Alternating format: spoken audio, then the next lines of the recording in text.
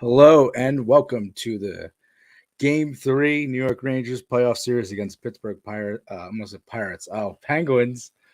But Recap Pirates, show, yeah. I mean, basically. But TJ, with me as always is TJ. Nick has not joined us for the recaps yet, but hopefully we'll get Nick on soon enough. But rough day for the squad. Crushing. The boys were not buzzing in periods 1 and 3, but they certainly were buzzing in period 2. I would say that. Dude, absolutely. I mean, if the guys could put a 60-minute game together with the energy and the tenacity they had in period number 2, it's an easy win. Igor gets pulled in the first period, which is crazy, but I think it's definitely a statement that somebody like him, his caliber type of goalie, should build off of for game 4 and come out swinging. I think Gorgiev played a pretty good game coming in off the bench, high pressure situation. I agree.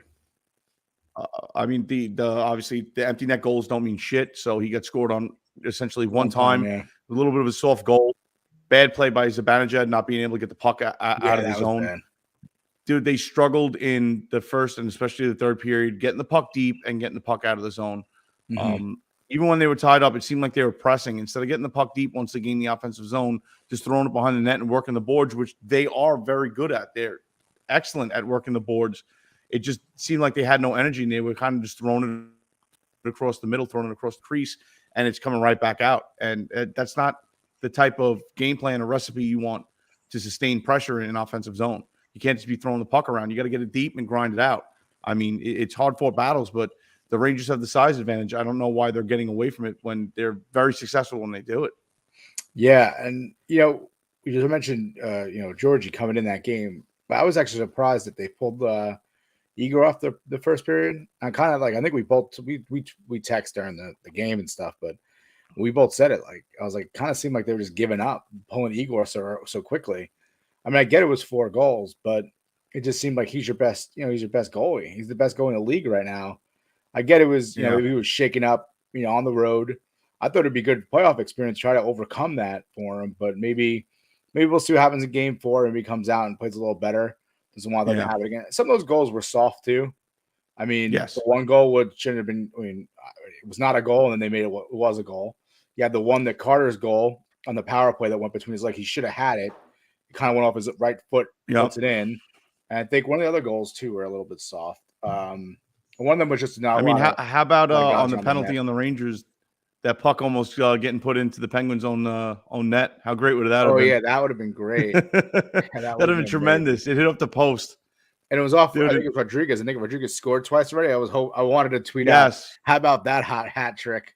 Yeah, that's not the type of hat trick you want. But, I mean, listen, the crowd probably got them. They were loud. The Penguins fans were into it. They were loud. They were intense. That could have been a factor. They brought it up in the intermission between the second and third. Rooney brought it up how after the second period, they kind of got the crowd out of it, which was great. Their bounce back. And that was a tremendous bounce back. That's exactly what you want to see from a playoff team, from this team itself. Go out there, not put your head down, grind it out, and get the goals back. But, I mean, the absolute dead start that they had in the first period, and then just they came out flat in the third period again, and they weren't hitting. They weren't forechecking hard. It looked like they weren't skating. Maybe they're burnt out. But that's no excuse. It's playoff hockey. You can't be burnt out. Everybody is just as tired as you are out there. Yeah, you got to grind through it. They played 3 overtimes too, and they played just as many games as you guys did. And it does seem like at some points, just like you'll notice the switch. Like they'll come out hot. Yeah. Like the same thing with the 3 overtime game was every overtime they count so hot and getting pucks on net, playing very hard, keeping it in in Pittsburgh zone, and then next thing you know, it's like they just burn out like halfway through. Like I don't know if it's a conditioning thing. I don't know what it is with them, but listen, this is playoff hockey. You got to be amped up. You got to keep going, keep a full throttle, foot in the pedal, stomping some throats. And it just seems like sometimes they just let up. They take their foot off the pedal and just let the other team come back into it. And one thing I did like in that second period was we talked about it last time in our recap was like I was getting frustrated about whenever the Rangers score a goal, they just give one back. So at one point, I think in game 2 or 1 or whatever it was like they were up 2-0, 2-0. The next thing it's like now it's 2-1. Like as soon as they score their second goal, they immediately give it back up. And it was like the second period that people to consistently have those 3 consecutive goals, 3 unanswered goals in the second period was huge because it was like an answer. Like we answered, and then now we're stopping from scoring, and then we're answering again 2 more times. We kept them from out of it. We kept them from a shot on goal for the first 9 minutes of the second period. I mean, that's a statement in itself with the caliber player that the Penguins have. And, they throw the puck on net and they generate a lot of scoring opportunities in the offensive zone. They're very good at getting the puck in the offensive zone and getting something on net. So the fact that we kept them about 9 minutes from putting a shot on net was huge. I mean, I like I said, I love the effort in the second period. I love the fact that the boys like Kopp and Vetrano are getting goals and they're making statements out there. And those last minute deals that we made at the trade deadline are paying off dividends. They paid off dividends the last little bit of the season, and they're definitely paying it off now. Yeah. But the fact that you have somebody like Zibanejad, who is pretty much the reason why they got scored on and in the third period and to make it 5-4 and lose the tie there, he's not generating anything. He did get an assist tonight, but it's the type of caliber, the star, athlete on a team, and Zibanejad, I mean, on paper is definitely top 5 on this team. Yeah. He's right there with Kreider and Panarin. He's got to be generating scoring opportunities and generating goals, and it's just not happening. And once again, the first period and the third period, when we do get scoring opportunities, we're missing the net, and you just cannot do that, especially when you're within about 20 feet of the net, dude. They're getting the puck at the hash marks, and they're missing the net. Yeah, it's unforgivable. The Zibanejad play to give up the tie is unforgivable. Not hitting the net as many times as they did is unforgivable. I think they missed the net about 20 times tonight. Yeah, it's been tough with that when they're trying to get those scoring opportunities and they're just completely whiffing on the entire net. And listen, this is their third string goalie. Like, put the puck on. We're making him look like a stud. Yeah, making him look great. I mean, it's unbelievable. And just put the puck on net, gather up some rebounds. Something's got to go. Like I think we said it before. This is playoff hockey. You're not going to get clean goals. You're not gonna be sniping them. You're gonna have to get deflections. Have to get rebounds, messy, clean up the mess around the goal, around the net, and just put it in. And I just don't feel like I think when they get away from that, it's not pretty. And that's what happens basically in the third and the first there. I mean, the first was just a whole shit show anyway. Once you're down 4-1, it's like fuck. And it was annoying too because I was so amped up to ready to watch this game. And it's like a absolutely Saturday night, man. Nothing to do tomorrow. Yeah. I mean, tomorrow's Mother's Day, but nice relaxing Sunday. Yeah, could stay up and party if the Rangers get a W, and they threw a wrench in that one. Yeah, immediate kick in the dick. Just four goals in the first period. It's just like, come on, this isn't. Yeah, it's what I mean. All the lows of the first period, the highs of the second period, and then that let down in the third period. It's like I want off this fucking roller coaster. I'm pissed that I even paid to get on it. Don't like now. I remember what it's like to be a Ranger fan in the playoffs. yeah, absolutely. But it's like you said, it's bad that we're making Domingue look like a pro starting. I mean, we're essentially casting his bid to be a starter somewhere else next year. Yeah. If he's not going to start for the Penguins next year, he will be starting somewhere else in the NHL come 2023 because the statement he's making out there, he's handling the pressure very well, and he's stopping pucks. And not for nothing, almost every one of those goals, if not every one of those goals that we scored tonight, were hard-fought goals. That Panarin goal, you're not stopping that. You could be Patrick Waugh, rather, or Dominic Hasek, and you're not stopping that puck. Yeah. He roofed it right from up close. The Kopp goal off of that awesome play by Rooney, he had no chance. And thank you, Letang, for just giving up on the play and trying to push the net and just being in the way. Appreciate it. But, it's I can justify the rule, 63.7 or 67.3 or whatever they said now. And I was waiting for them to call that a no goal and be like, wait a second. Bullshit. Yeah, But right. I mean, I got to say, a lot of hate on Twitter right now, hating on, especially from Devils and Islanders fans. All Rangers fans are all bitchy and moany. Oh, it's the refs, it's the refs, it's the refs. Dude, you cannot say this is not one-sided. And I've seen multiple sports reporters tonight tweet out that the Rangers 100% will not get the 50-50 or more calls. It's not going to go their way, and it's obvious. So It's not just Ranger fans being biased saying those things. All right? And just for an example, today, the goal that was allowed against Nashville was way worse as far as goalie interference than the Kako play on game one. So, I mean, it's just too fucking obvious. I don't want to hear any shit. If it was your team, you'd be saying the same thing. We're not bitching and moaning. Okay. Did you see the little scuffle happen in front of the net? And the ref literally immediately wrapped both arms around Sidney Crosby and used his back to block out the Rangers. It's unbelievable. Like, it's just so obvious you're not allowed to touch him. Yeah, and I thought the NBA was protecting LeBron James. NHL is like 10 times worse when it comes to Crosby. Because like Crosby and LeBron James are probably like the pinnacle of players in their respective leagues, and he gets so much protection from the refs. It's unbelievable. Yeah, and I think tonight I definitely saw it multiple times. Rangers are pulling. I was going to say, I've seen it multiple times tonight. Rangers are pulling up on hits with Crosby against the boards. And it's like, okay, are they doing that because they're just being lazy? Or is it more like they're doing that because something has been said in their locker room? Like, hey, guys, you take Crosby down hard.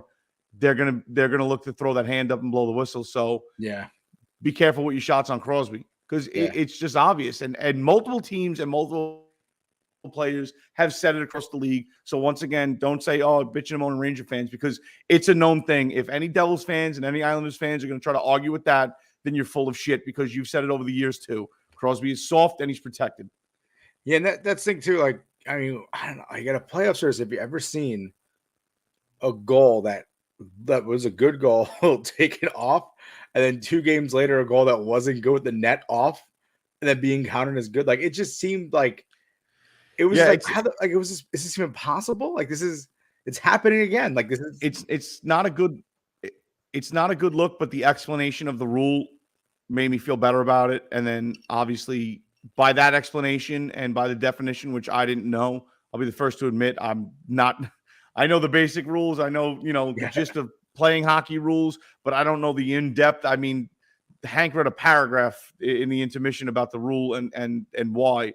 And to the letter of the law, to the rule, 100% that puck was probably going in, whether he took the net off or not.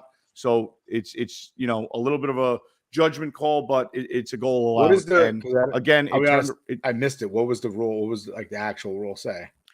Essentially, it said that if a defensive player, whether purposely or accidentally, takes the net off in the process of a play, and the puck is going to go in, or in the process of getting shot and the player shooting the puck has a clear, obviously open net goal, it's up to the ref's discretion, but it's a allowed goal. Oh, okay. So the same way Letang kind of took the net off, obviously Kopp is standing right there with the puck. Okay. It goes in. And that was worse. Letang had that net off probably by like a foot by the time Kopp shot the puck, but he was already in the process of gathering and shooting the puck. There was no goalie interference. The goalie wasn't even in the freaking crease at that point. It was going to be a goal no matter what. So I absolutely love that rule. I'm never going to say, because that's just an obvious, or else everybody be pushing the net off with a scoring opportunity. So I have no problem with that ruling. But it just, like, after game one, we're on edge, man. And game one, we get one power play, and the Pens get the bullshit soft calls. We're on edge. It is what it is. This is playoff hockey.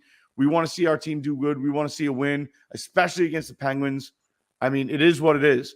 But it's rough, man. Like I said, the Nashville allowed goal compared to our game one disallowed goal, even though it was called a good goal on the ice, it's shenanigans. Yeah, it's tough. I mean, it was tough to swallow. I didn't catch the intermission during this most second period. I was trying to put my daughter to sleep, so I missed a lot of it. But yeah, I missed that when they were talking about the intermission. I was already pissed. I was like, I'm not even listening to the intermission report. I'm just going upstairs and trying to get my daughter to bed. But I think the yeah, only thing sense, to bring it back in to recap this, I think the one thing that the Rangers need to capitalize on, and they absolutely did not tonight, is when we finally get calls our way, you got to capitalize on the power play. We have just as many power play goals as we do shorthanded goals, and that's not how you win playoff games. I mean, the shorthanded goals are great. Having 2 shorthanded goals in 3 games is tremendous. Yeah, but you got to score when you have the opportunity. You got to be one of those 40 to 50% team scoring power on the power play in the playoffs, because that's what wins the game. And when you get an opportunity to be a man up, you got to capitalize. Yeah, I agree. And that was killer, because in that third period, I was like, all right, here we go. It's like a third straight power play. We have to cash in here. Rangers have been so good in the power play all year long. And it was, Pittsburgh had a great PK kill the entire time. I mean, it was they really killed each one of the Rangers' chances there in the third period. I mean, listen, at that point, they deserved to win that game. And the Rangers, listen, they came out 4-1. They were down 4-1. They fought back. They fought hard. You like to see that fight. It's always a good playoff experience with this young team. Listen, I think the Rangers are a better team still throughout this entire series. What's going to happen game 4, and we'll kind of get into that now. But I'm still confident in this team. I still think they're able to win. I think they're still able to put a good product out there on the ice to win a series. But it's just not going to be easy. It's always going to be, as a Ranger fan, I mean, we know this. It's always going to be tough. You're not going to win a series in 5 games. You're not going to win them in 4. It's always going to be a 6-7, grind it out. 3-2 wins. 2-1s. Even when they went to the Stanley Cup in 2014, they beat the Canadiens. The game was a 1-0 game. They scored the first goal in the second period. I mean, it wasn't fun. It was grinded out, heart stopping, anxious moments. But let's look ahead to game 4 here. Coming up once again, go back to Pittsburgh. Obviously need a bounce back game from Igor. You need to have him be the stud that he's been all year long, and you need to win this. You don't want to go back and see your building down 3-1. This is a pivotal game. When you're down 1, when it's tied 1-1, or you're down 2-1. I mean, I'm sorry, if you're tied 1-1, you go down 2-1. It's not the biggest deal. NHL has always been race to 4, 7-game set. Right. They got to do something here. I think next game is pivotal. They got to tie it back. It's a must win. It's an absolutely must win, because if they don't win this game, then they're 1 game away from elimination, and you don't want to be playing on your heels and be playing scared. You want to be in the mix. You got to get that breathing room, and the only way to get that right now is to tie up the series. And new series right there, and then first person to win the next 2 games out of 3. So it's simple. You got to win. I really hope we get Ryan Lindgren back, because he's missing. It's really bad. Braun and Nemeth are. I want to look up his plus and minus. Hold on, keep going. You go with your point, but I'm gonna look up his plus and minus. Yeah, I was gonna say Braun and Nemeth are not the players you need back there. To rely on. Lindgren brings that nastiness and that ability to throw the body and get in everybody's face and stir the pot a little bit. You need that back. I mean, again, Keandre Miller was doing a good job. He was getting right in Crosby's face. He was getting right in Malkin's face. Love it. Yeah. But it's just if without Ryan Lindgren, you're already starting, with a half a flat tire going into the game. So yeah. What was the pairing today? I missed it. Who was Nemeth paired with? Was he with Schneider? I believe so. Yeah. So him and Schneider obviously didn't have a great game. Nemeth was -3 on the ice. Schneider was -2. All of the defensemen were all positives. They'll have +1s at least. Dude, it's time crazy. on ice though. Time on ice for Schneider and Nemeth were less than 15 minutes the entire game. Keandre Miller 20 minutes. Fox obviously 27 minutes. He's going to be the stud. He's a stud of that defense. He's going to get a lot of time. 21 minutes for Trouba. 17 for Braun. But Braun was +1, so I mean you can't really. No, it's but Braun made a couple plays where he just haphazardly in the defensive zone kind of threw it off the boards, but there's a way to throw it off the boards to get that angle to bounce out, go up off the glass. Yeah. Shoot it a little higher towards the blue line, and he was kind of just slapping it off the boards to where it was getting ricocheted right back towards the blue line, kind of towards the middle of the ice. back up the slot, and that's not where you want to put the puck, and you don't want to give the Penguins any free chances from the point. No, I get that. Yeah, no, but I mean, Nemeth has been great. I mean, and I think we missed. I mean, we lost Goudreau. Goudreau played. Yeah. Apparently, he played 4 periods on a broken ankle. Did you hear that? Really? That's apparently they said. No, I didn't know that. Apparently, that's what's going on Twitter because someone put I saw a meme. It was Barclay Goudreau played 4 periods on a broken ankle. Aaron Judge misses a game because of general soreness. Which is so true. It's so New York Yankees. They always make sure they take care of their guys a little too much. But yeah, you know what though? It's May. It's it's a long season. It is a long season for the Yankees. But yeah, I mean it's tough. But like I said, I guess for Game 4, I mean keys to look forward to is whether or not you get Lindgren back. Igor returns to himself. Yep. Listen, it's one game, it's one period. Everyone's going to criticize him for this. He's the best in the league. He has one bad period. All of a sudden, it's going to be like a narrative of, Igor is only good in the regular season. It's going to come. He's going to be the Vezina Trophy winner. I don't give a shit. Yeah, he's a pro. He's going to bounce back. He's got to bounce back, but he's going to bounce back. It's not going to get under his skin. Yeah. You pulled him. I think Georgiev, like I said, only let one real goal in. Not a bad job in 2 periods of hockey against the Penguins. I respect the hell out of it. It was a great job. I mean, we got on Georgiev multiple times this year, but down the stretch towards the end, he had a great run and he looked good tonight. I'm fine with that. I take nothing out on him. He's not the cause of it. The Rangers' lackluster performance in period 1 and 3 is the cause of it. Going into Game 4, you got to see Panarin keep the pressure on, keep the puck in the back of the net. I want to see Kreider get involved more. Maybe a multi-goal game. I know that might be asking too much. It is the playoffs, but you want to see him light the lamp a couple times. Zibanejad needs to really step his game up and be the pro and be the, top 6 O-line offensive, guy that he is on this team. He needs to come in, and now's the time, man. Game 4 is pretty much do or die. Unfortunately, it is what it is. It's do or die. You don't want to be, with your back against the wall trying to fight for survival to try to get to those 4 wins. So, I mean, we'll find out. We got a couple days off, but it's a battle, man. And if they played 60 minutes like they played the 20 minutes of the second period, I think it's an easy win. So yeah, I agree. And hopefully, Igor comes back stronger than ever. And I agree with you, Mika. Mika's kind of letting me down right now. I feel like out of the 2 Rangers, I think since 2017 to now, only 2 Rangers were on the roster was Mika and Kreider. So they have the experience here. They're the veterans here. Mika needs to step up. He needs to be better. But absolutely. Listen, we could talk New York Rangers hockey all day. I don't want to cut you off. Sorry. I know you're going to say one more point, but we're going to wrap up here soon. But why don't you give your last point? Yeah. My only point is I definitely do not envy anybody in the Rangers locker room tonight because I'm sure Gallant was giving him the fucking business. Mm-hmm. And I love, dude, and that's the one thing. I love this coach. I absolutely love this fucking coach. Yeah. You see that soft call that they called early in the game.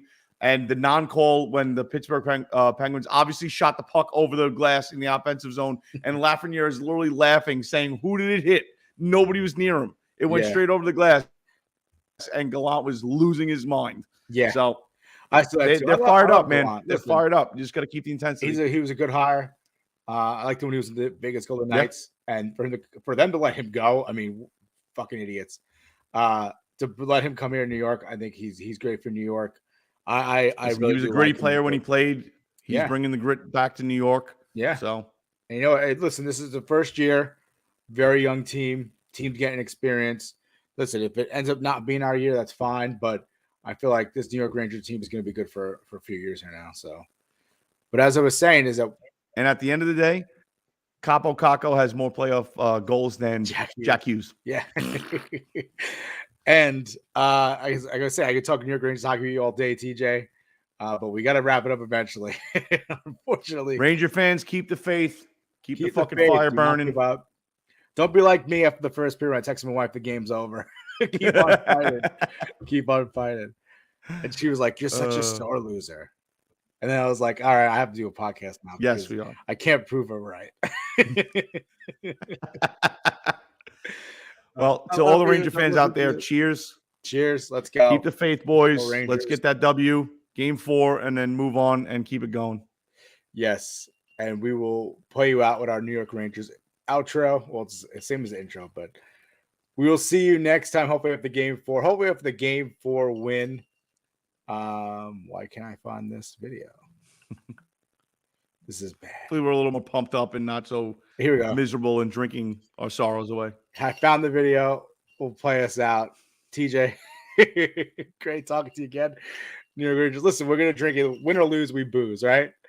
That's how it goes. Cheers. Here's the New York Rangers. Let's go.